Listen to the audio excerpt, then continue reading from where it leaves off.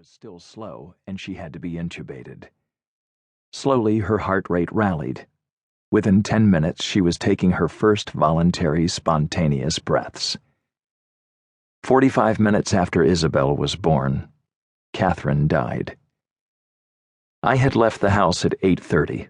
By noon, I was a widower and a father. A week later, I found myself standing in the cold rain in a cemetery outside of Detroit, watching as my wife's body was returned to the earth, close to where she was born.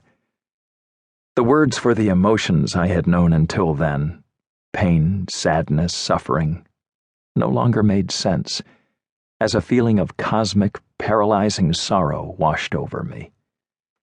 My personal loss felt almost beside the point.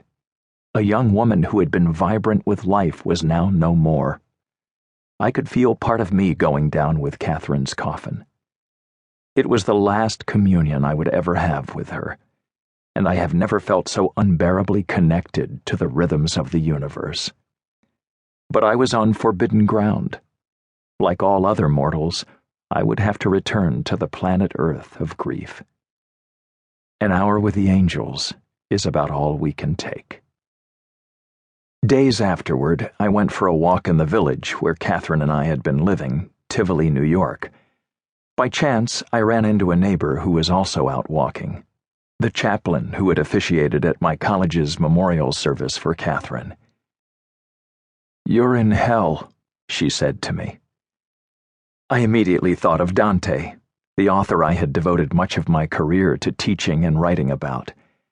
After a charmed youth as a leading poet and politician in Florence, Italy, the city where he was born in 1265, Dante Alighieri was sentenced to exile while on a diplomatic mission. In those first years, Dante wandered around the region of Tuscany, desperately seeking to return to his beloved city. He met with fellow exiles, plotted military action, connived with former enemies, anything to get home. But he never set foot in Florence again. His words on the experience would become a mantra to me. "You will leave behind everything you love most dearly, and this is the arrow, the bow of exile, first lets fly."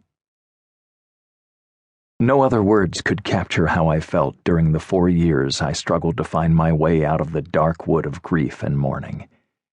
And yet it was only because of his exile that Dante was able to write the Divine Comedy, when he accepted once and for all that he would never return to Florence.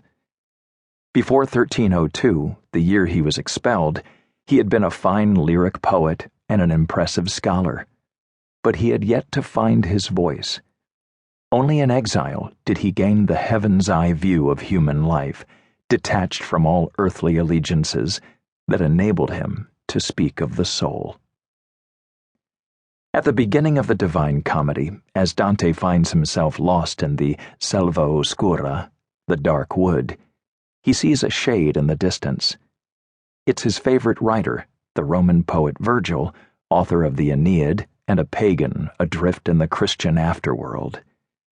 By way of greeting, Dante tells Virgil that it was his lungo studio e grande amore, his long study and great love, that led him to the ancient poet. Virgil becomes Dante's teacher on ethics, willpower, and the cyclical nature of human mortality, illustrated by his metaphor of the souls in hell bunched up like fallen leaves.